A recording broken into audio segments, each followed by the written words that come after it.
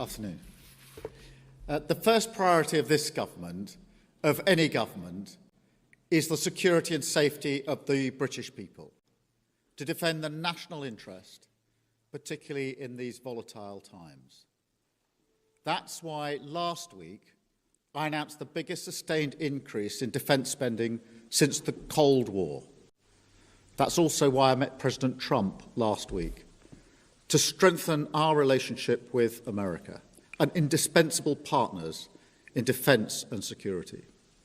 And it's why this weekend I've been hosting European leaders here in London to work together for the security of the United Kingdom, Ukraine and Europe as a whole.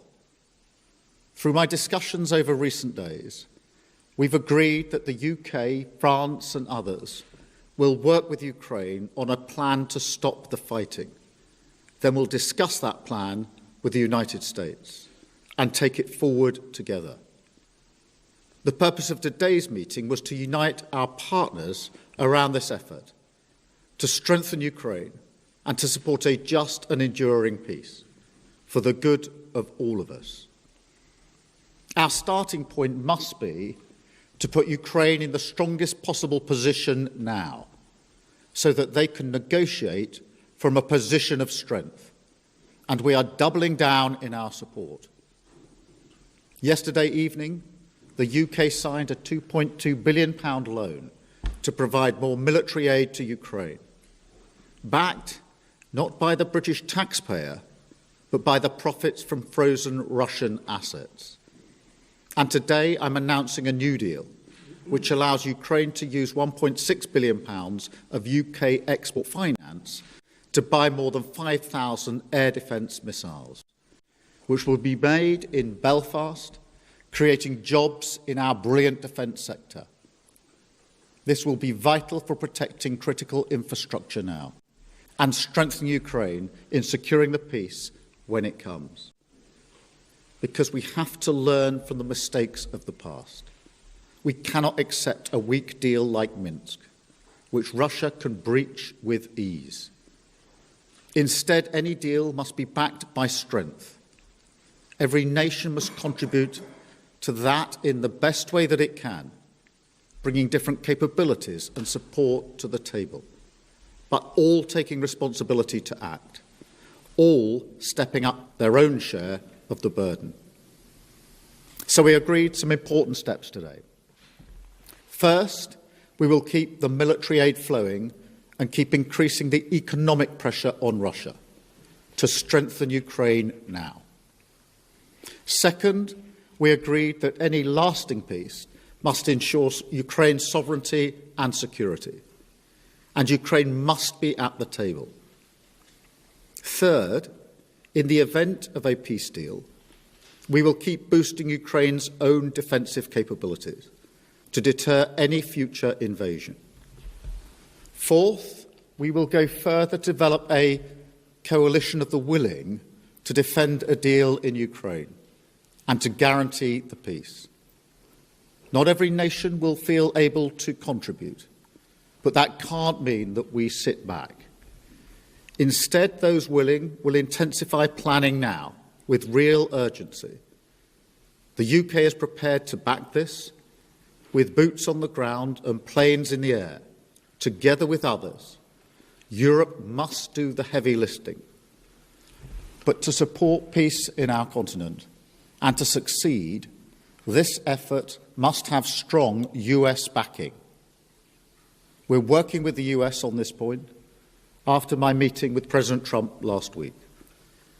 And let me be clear, we agree with the President on the urgent need for a durable peace. Now we need to deliver together. Finally, we agreed that leaders will meet again very soon to keep the pace behind these actions and to keep working towards this shared plan. We are at a crossroads in history today. This is not a moment for more talk. It's time to act, time to step up and lead, and to unite around a new plan for a just and enduring peace. Thank you. I will now take a number of questions, starting, I think, with you, Beth, at Sky. Thank you, Prime Minister. Watching President Trump berate a wartime president and defender of European freedom in the Oval Office said to many people what you've already said in a way, that everything has changed. Given that the US has become an unreliable ally, did you as European leaders discuss the prospect of actually going it alone, and actually what the reality of a US pulling out of this, all of this, would mean? Do you think you really do need the US? And if you do you think the coalition of the willing will be enough to bring President Trump back around? Thank you. Well, first, in relation to last Friday, nobody wanted to see what happened last Friday, but I do not accept that the US is an unreliable ally. The US has been a reliable ally to the UK for many, many decades and continues to be. There are no two countries as closely aligned as our two countries, and our defence, our security and intelligence is intertwined in a way no two other countries are. So it's an important and reliable ally for us. The discussions we've had today, particularly the coalition of the willing, is on the basis that this is a plan that we will work with the US, and that it will have US backing. So that is the purpose of the plan, and that is why I spoke to President Trump last night before we developed the work on this plan. Thank you. I've got Robert from ITV. Hello, Robert President, ITV. I want to sort of put to you what will be on the minds of millions of British people. With your commitment in the event of a peace deal to deploy British soldiers to Ukraine, is there now a more real prospect of Britain being at war with Russia? Can you rule that out? The whole point of a guarantee for any deal, or if there is a deal, is to preserve the peace. And if you want to preserve the peace, you have to be prepared to defend the peace. So the reason I've been forward-leaning on this is because I want to avoid conflict, because I do not want conflict in Ukraine, in Europe, and certainly not in the United Kingdom. I want stability in the United Kingdom. The way to ensure that stability is to ensure that we are able to defend a deal in Ukraine, because the one thing our history tells us is that if there is conflict in Europe, it will wash up on our shores. And already in the last 3 years, what's happened in Ukraine has had a massive impact on many working people back here in the United Kingdom, because their bills have gone up, their energy bills have gone up. There's been an instability in our economy caused by that conflict. So we are not unaffected by it. And of course, our own security and defence depends on the defence and security of Europe. So every step I am taking is in order to preserve peace, to avoid conflict, because the safety and security of the British people is my number one duty and responsibility, and I take it very seriously. Thank you. Chris at the BBC. Thank you, Prime Minister. Chris Mason, BBC News. After what happened the other night between Presidents Trump and Zelensky, do you feel a greater personal responsibility, alongside President Macron and others, for delivering a workable peace? And on the coalition of the willing, as you've described it today, are you persuading more people to join it? Thank you. On the question of responsibility, I do think the United Kingdom should step up and lead.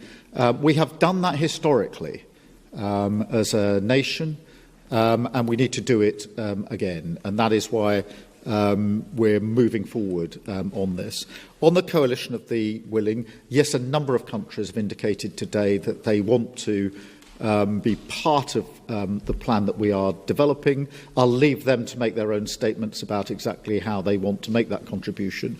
But we've been able to move that forward. I accept without criticism and with respect the position of other countries that may not feel that they want to contribute in that way. But I strongly feel that unless some move forward, we will stay in the position we're in and not be able to move forward. And therefore, it is a deliberate plan to ensure that we get some momentum and pace here. And it is intended to preserve the peace, and it's intended to ensure that we stay in lockstep with the United States, which is my strongly held belief the best way to preserve security and defence in Europe and security and defence in the United Kingdom. Any sense of how many joined the vote? Well, a number indicated today that they wanted to be part of the more forward-looking element. I will, rather than speak for them in terms of exactly how they'll make that known and what their contribution will be, I'll leave that to them. But I'm pleased that a number did indicate that they do think that this is a plan worth backing and that they want to play a part in it. And so we've made real progress today in the course of the last few hours. Thank you. Alex. Thank you, Prime Minister. Alex Wickham from Bloomberg. I'm sorry. On your coalition of the willing, do you think it can be bolstered by countries that aren't just in Europe? Essentially, we've got Canada represented here today. Do you think you could get countries beyond Europe to join the coalition of the willing, essentially make it almost a transatlantic partnership? And also, in terms of your plan to present back to Donald Trump, how soon do you need to get that done? Is that something that really needs to happen very quickly in days? Thank you. On the countries beyond Europe, obviously we had Canada here, who've traditionally taken a forward-leaning role. They've been working very hard with us on issues like training, and they've been a reliable ally. And I'm encouraging of that because they are already deeply vested in Ukraine. As I say, they've worked on the training, amongst other things.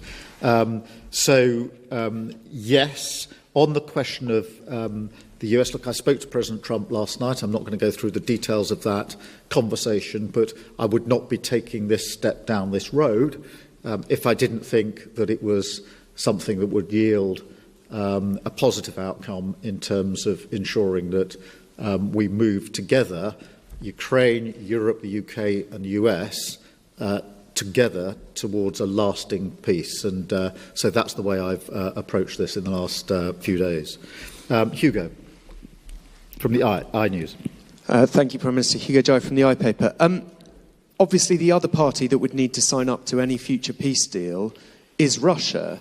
President Trump has said he wants to talk to Russia. You're coming up with a peace deal without Russia's involvement. What makes you think that Russia can be persuaded to sign up to this deal that's been agreed by its enemies? Well, in the end, a deal will have to involve Russia. Of course it will.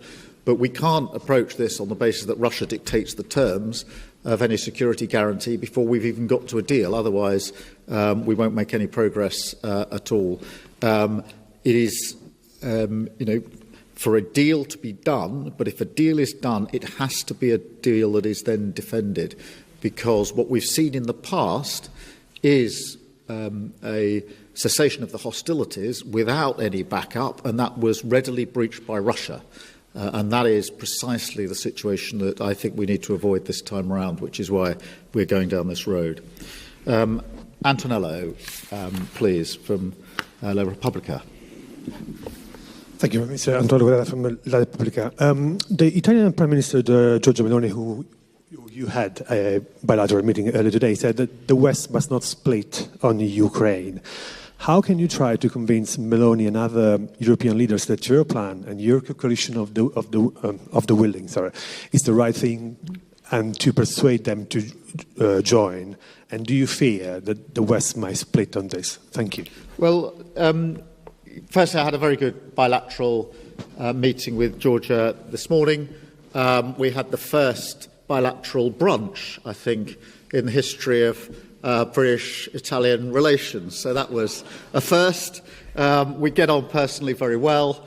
And she's very clear, I don't want to speak for her, but I think her position is well known, that Europe and the US have to stand together and that bond must always be strong. So there's a huge amount of common ground between the way I see this and the way Georgia sees this, particularly the view that it is important for the security and defence of Italy, of Europe and the United Kingdom, that we work, as we've always worked, closely aligned with the United States.